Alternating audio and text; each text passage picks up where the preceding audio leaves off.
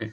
Hello, everyone, and welcome of today's live webinar organized by Applied Science and Humanities Department of ITS Engineering College, Greater Noida, affiliated to Dr. Abdul Kalam Technical University, Lucknow. Now, I would like to introduce today's speaker, Dr. Sesa S. Srinivasan, Department of Natural Sciences, Assistant Professor of Physics, Florida Polytechnic University, Lakeland, USA. Now, I would like to request Srinivasan, Dr. Srinivasan, to give this talk topic: the renewable energy systems and sustainability, education, research, and outreach. Please, sir. Thank you. Thank you, sir. Thank you, Professor Sanjay Kumar Mishra. Thank you for this opportunity from ITS Engineering College, which is affiliated to Abdul Kalam Science and Technology. It's a great opportunity after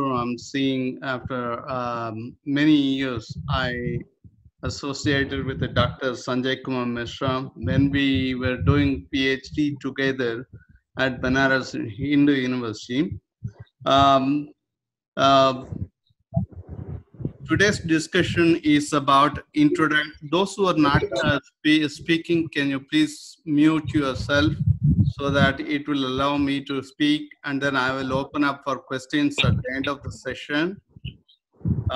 Please mute yourself. Thank you. This topic is of multiple parts. For part one today, Introduction to Renewable Energy System and Sustainability. Myself, Dr. Sesha Srinivasan, the chair of the Natural Science Department at Florida Polytechnic University. What you see, the building here, this is a building what we are housed here. So I have to admit every time. So this is a building where we are located, Florida Polytechnic, the white building with the two wings. This is one of the state-of-the-art building where we have our campus, and this is the self-sustaining building where you get a natural lights from outside and it can just get into the building. So the building is surrounded with the ponds, and it is very natural beauty itself. And we have, so for one building, it's a new campus. We are building one new applied arts building, applied research building close to the campus. So this is, these wings can go down and it will close by itself. Then you can just have natural light for using energy efficient building itself. It's a very great architecture. Let me go to my next slide. My next slide is about my path, where I am today. I am the chair of the department at Florida Polytechnic University in Florida. The state of Florida, we have so far 12 universities, and we are the 12th university, started in 2014, and we are operating since then. I started my career as a PhD student when I started in 1992-93. Excuse me, can you put yourself in mute? Thank you. I started my PhD at Banaras Hindu University in a physics department. I was working with a Professor Y.N. Srivastava, who is a Padma Shri awardee recently. And then after my PhD, I moved to the US. I was working on a couple of postdoctoral fellowships on working on a number of different projects related to renewable energy and hydrogen storage technologies. I have little disturbance here because if you are not speaking, please mute yourself. Please. Yeah, thank you. And then I moved to my first teaching career at Tuskegee University. I was teaching physics. And right now, I'm with the Florida Polytechnic University from 2014 till 2020 today. All right, this is my path, and you can always check my profile online. Today's topic is very interesting and very informative to understand what is our energy needs, energy consumption needs, energy supply and demand, and why the energy is important, and what are its consequences for our environment. Because this is a multi-pronged approach. It is not like a physics can solve this problem. It is not like chemistry can still solve, or it is not only engineering can solve, but it is more like collective effect of how the engineering, material science, business and information, or the history or architecture, different fields have to work on this field in a different multi-pronged approach. And physics is the main important thing where we solve this issue, which is the need of the hour. The energy what you use right now is a fossil fuel based energy. Because of burning the coal, oil and gas, you may end up with the pollution. The pollution need to be, because right now, today, we all lock down ourselves because of COVID-19. That COVID-19 is kind of a virus which is causing that humans to wear the mask and then go out or probably stay at home. So the virus and bacteria, how they are impacted the human health. So that those are the issues which you guys as undergraduate research or postgraduate research, you guys have to work on, so that to provide some solution for the society.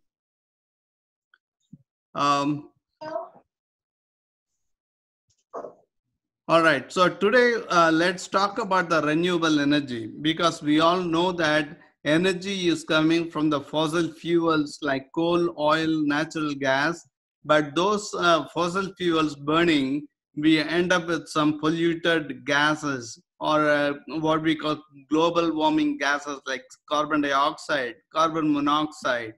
Therefore, the recent Paris Agreement is about reducing reducing your global mean temperature to 2 degrees C lower. So in order to work on the reducing the global mean temperature, you have to work on some alternative methods for energy and solve the energy crisis.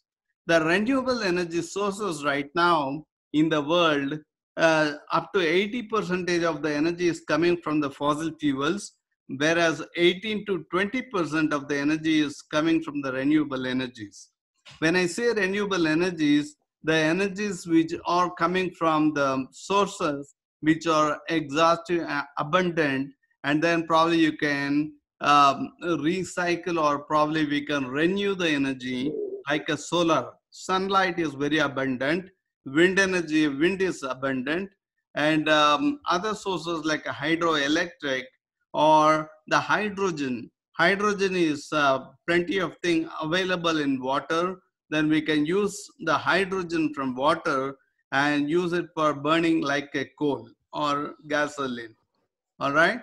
Therefore, you wanted to switch the renewable to this major portion, the renewable energy to work, transition to the major chunk of the share, which is contributing from renewable energy sources. And you have to minimize this non-renewable energy sources like coal, oil, and gas. So I don't know. I have to admit all. I don't know, admit all.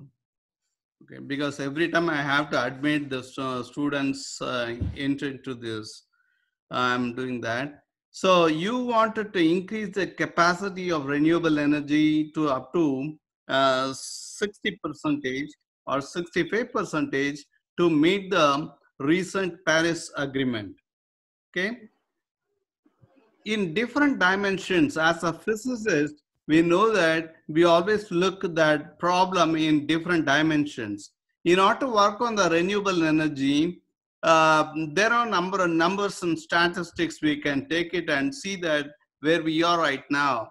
So far in the global renewable energy power capacity, we have a capability up to 2018, about 2,378 gigawatts of power we are producing, and around 169 countries are using that renewable energy as adopted portfolio for the country or national renewable sources. The carbon pricing, because many countries they impose taxes for carbon emission. So carbon emission, carbon free or emission free vehicles are sold in the market. Then you can get the tax credit and you can use it. Around 95% of the current hydrogen production is coming from fossil fuels, because hydrogen is a great source. What we call hydrogen is made of H2O. H2O. I can plug in the hydrogen and use it for combustion in the electric vehicles or fuel cells. There are variable renewable energies are used by different countries. About 150,000 of commercial flights are right now flown by blended alternative fuels. So right now, many attempts and many opportunities that people are using different renewable energy sources, like companies. The companies are producing solar PV power plants and use it for the commercial and residential sector. About 45% of the energy transportation is coming from the electric vehicle and alternative fuels. All right. So overall goal is to reduce the carbon footprints. Carbon footprints in terms of carbon dioxide reduction is need to be done. Then at some point you need to go with 100% of renewable energies for burning or for using for electricity production. Right now, you look at from the 1970 all the way the projected up to 2025, the consumption, the world energy consumption of the energy is increasing, and it started from 207 quadrillion BTU to around 623 quadrillion BTU. So that means the energy demand is very higher, energy consumption is very higher. Then we need to focus on producing more energy for more supply. Therefore, the primary energy is coming from all the fossil fuels, whereas your renewable energy shares for the primary energy supply is about 20% is coming from the renewable sources for either for burning the renewables or using for electricity production. All right. So there is a constant demand and constant increasing consumption over the years. Up to 2050, it will further increase up to 1,000 quadrillion BTU. So no doubt about that. So this causes, by burning fossil fuels and burning the carbon dioxide, the gases, oil, natural gas, you feel the heat. Or we feel the heat.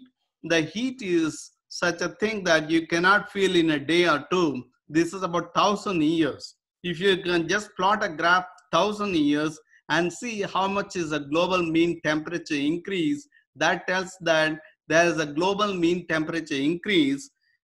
Because of that, this is a great article by the Nobel laureate, basically, Al Gore. Al Gore has produced a book called An Unconventional Truth about the global warming. That's very real. Then also recently I've seen that the Arctic melting is happening because of the global warming. So the global warming is heat is, or the global warming is real, and we need to tackle this in different aspects. All right, so what is global mean temperature range increases? If you look at this map, this is the global map, which shows that if you have two dark patches, those are the patches where you have a very high temperature, very high mean temperature. Like I have a mean temperature increase here at somewhere in the Alaska region, whereas there are global mean temperatures varies from minus 3.5 degrees to 4 degrees. It's not a big thing, but it's a very appreciable for taking into consideration what are the consequences because of global mean temperature rise. The global mean temperature rise is basically because you're dumping your carbon dioxide, the carbon dioxide dumping onto the atmosphere over years, increasing up to 40,000 metric ton of million tons of carbon dioxide dumping that causes the temperature range. Here is a professor from MIT, Professor Dresselers. She put a scale where there is a global mean temperature, which is called delta T. Delta T with respect to number of thousands of years. Thousands of years, I'm sorry. Thousands of years, like for the previous year, the mean temperature in previous year up to, let's say, 400 years or 500 years, the mean temperature is not much difference in here. Whereas, if you look at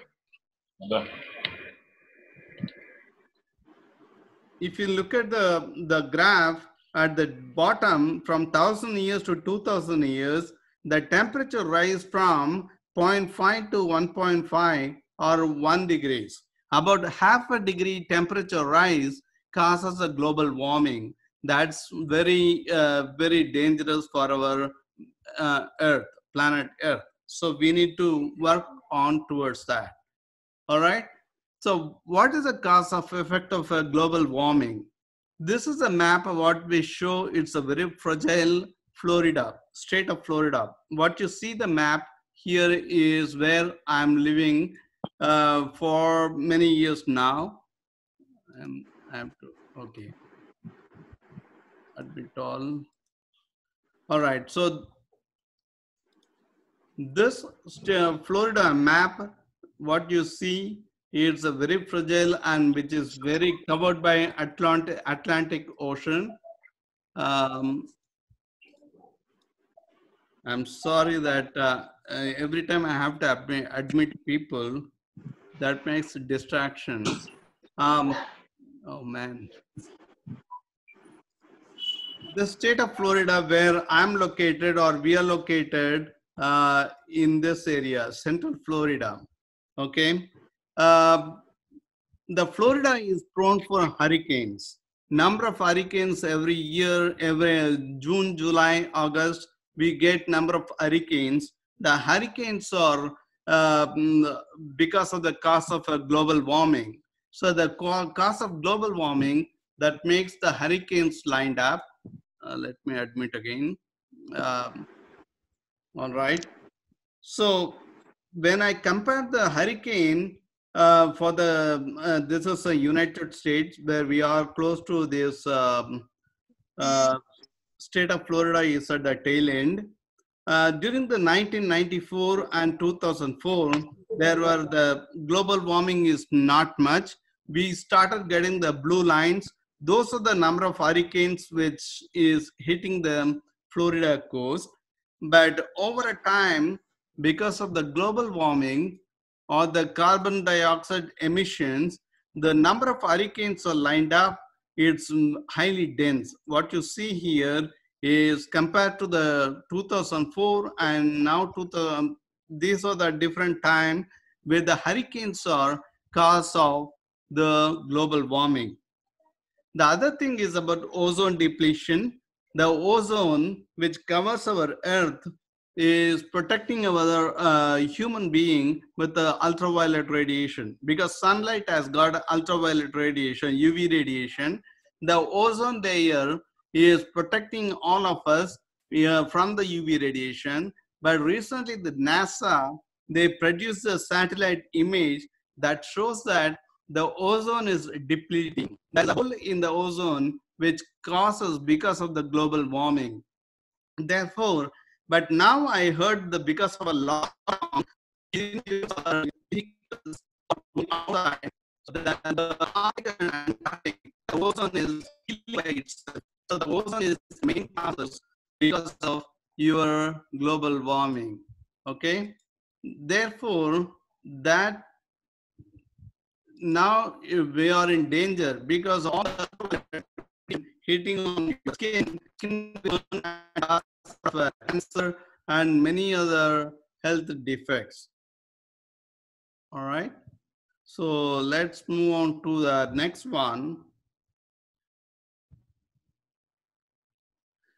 So overall, by burning the coal, gas, and oil that produces the pollution is based on the gases emitting from the industry like carbon dioxide or carbon monoxide that is very difficult to breathe.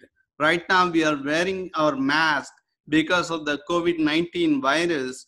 The carbon dioxide and particulates, like the small particulates, if it goes to the lungs, then that will cause us a lot of damages into your human system.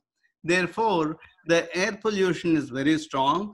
Then you need to contain the air pollution by burning less fossil fuels, but burning more renewable energy. We need to switch to the renewable energies. So, I just heard from CNN News that people in India can see the Himalayas. The Himalayas ranges, the Himalayas, I can see that now the Himalaya ranges is seen on the close to your Nepal or Punjab side because of what? The pollution is less. There is no pollution in the atmosphere that you could see the Himalaya. This is the Himalayas.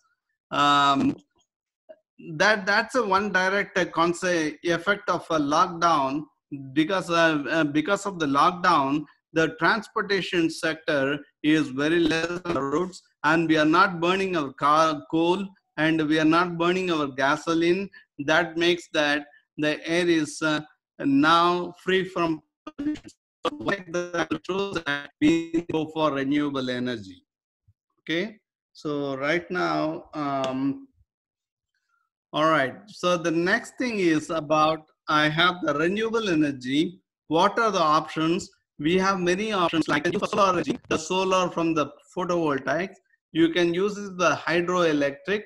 The hydroelectric is by using dams and water system so that you can produce the energy, or you can use a wind energy, the wind turbines you can design, or the nuclear energy, but you can design but it has some other fissile products and everything. And there are just like a geothermal, natural gas, or shale gas we use, or biofuels. There is another energy which we call using biomass, and energy, or you can create from water using the hydrogen you can store and then use it for the batteries to store the hydrogen and transfer it for your residential, commercial, and industrial cell or transportation. So, although we have renewable 20% right now, but we need different means so that it can satisfy or it can cater for our energy demand and consumption. Okay, because something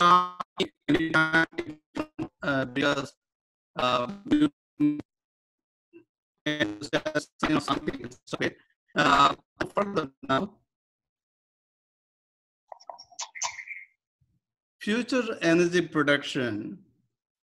This slide which shows that now we are in 2000 to 2050, the projection for future energy production. So the renewable energy option, the total renewable energy option is now increasing.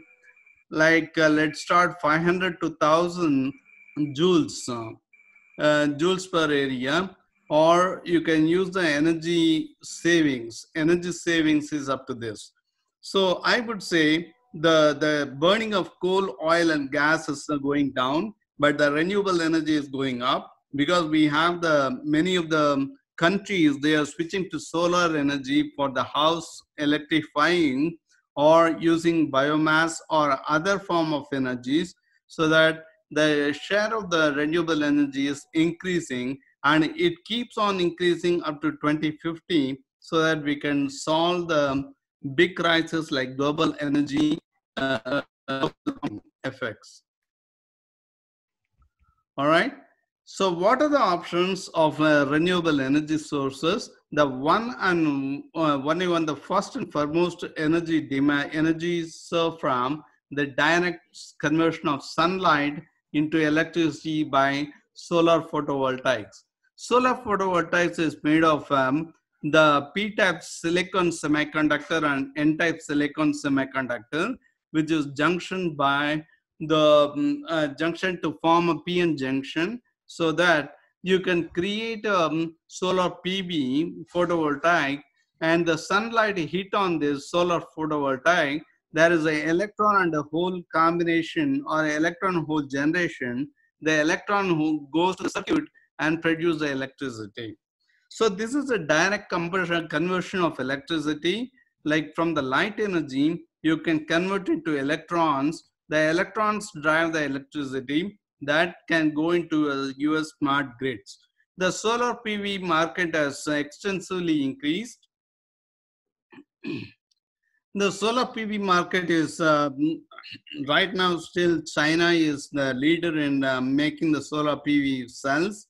Right now the solar PV panels make the efficiency, the energy efficiency is about 20%, but because of multi-junction solar cells, we can also increase the solar energy efficiency up to 50% of energy conversion.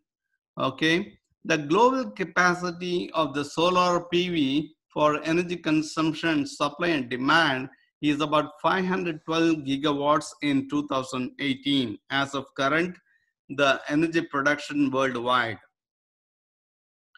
The second form of energy is coming from your hydro, the hydrokinetic energy or a hydrokinetic electric power, which is come from the hydroelectric dams. The hydroelectric dam, from there are two levels of a dam, one with the high rise and the low rise downstream. So the water is flows into this, and then the turbine generator will take the water which flows in, and the turbine generator gets the kinetic energy converted into electrical energy. So this is basically energy conversion. We all know from the energy can neither be created nor be destroyed, but energy can convert from one form to another form. Therefore, energy from kinetic energy convert into electricity into your power lines. So this is widely used in many of the European and US market. They use for the hydrokinetic for producing electricity. They use it for the industry. The third form of energy which is coming from geothermal, the geothermal is heat temperature difference. What we call as a delta T. Delta T is the temperature difference by having the two different temperature from the upper layer and the lower layer. We create a delta T from the earth, and that delta T can translate to that. And in physics, we always learn about the Seebeck effect or Peltier effect. Those are the delta T ranges where we can produce electricity by having the driving force, which is your temperature difference on earth, that provides the electricity. This is also widely used in residential sector for house electrifying. Right now, the global capacity for the geothermal power station is about 175 of electricity consumption of geothermal in 2018. The fourth form is a wind turbine. The wind is the like that in India. If you take very up north or down south, like Kanyakumari in Tamil Nadu. I am from Tamil Nadu, so we know that areas where we have a high wind speed. So the wind turbines are manufactured so that you can tap the electricity or conversion of the wind turbine. If it rotates, the mechanical energy is converted into electrical energy. Right now, the wind turbine capacity global demand consumption is about 1 gigawatt of power. So for up to 2020. This is and there's lack in the wind turbine. Wind turbine work only with direction and parameters. You cannot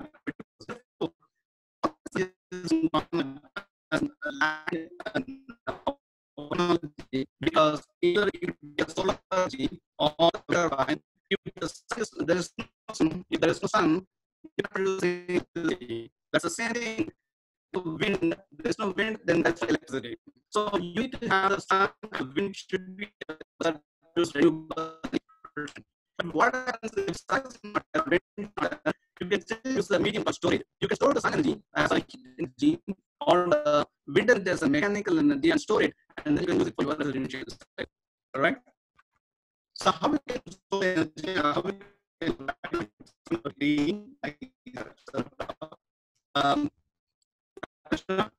now,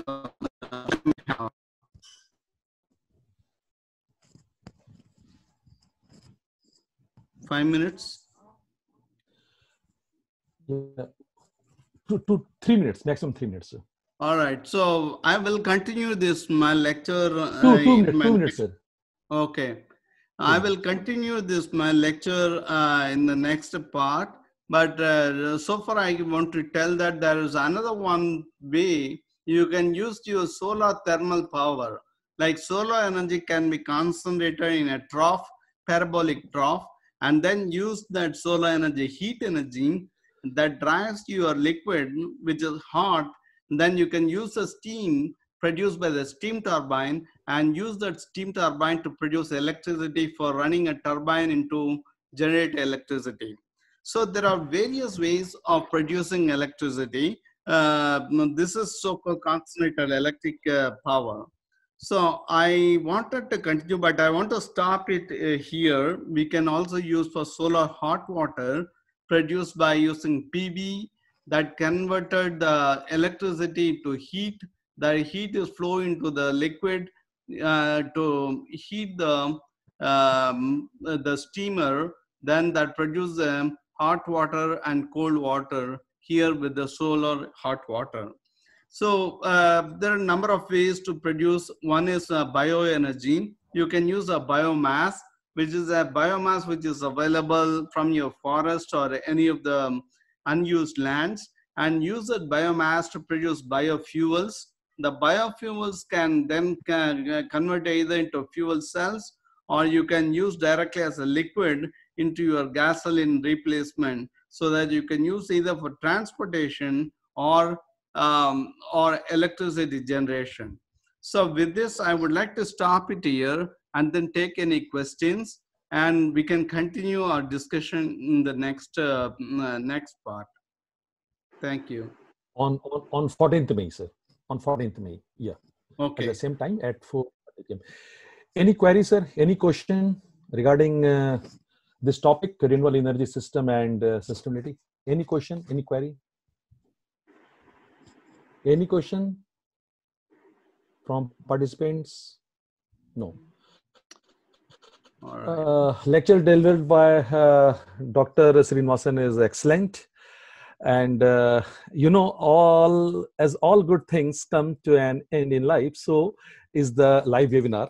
On behalf of Applied Science and Humanities Department of ITS Engineering College, Greater Noida, I take this opportunity to propose vote of thanks to those who have directly and indirectly contributed to this live webinar on the topic, the renewable energy system and sustainability, education, research, and outreach. At the outset, I thank our guest speaker and resource person, Dr. Sesa S. Srinivasan.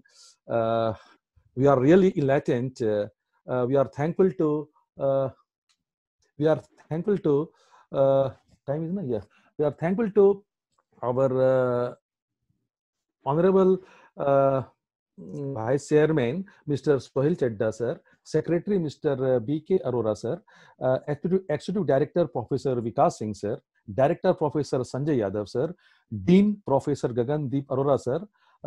Our HOD, Professor O.P. Chaudhary, sir. And HODs of various departments for their motivation. A special thank to the teaching staff for their support and coordination. Our heartfelt thanks to our student for active participation. With this warm word and a kind message, we move to the end of the today's webinar. Next time we will meet on 14th May at 4:30, and the topic will be the renewable energy system and sustainability, education, research, and outreach, second part. And the presenter will be Dr.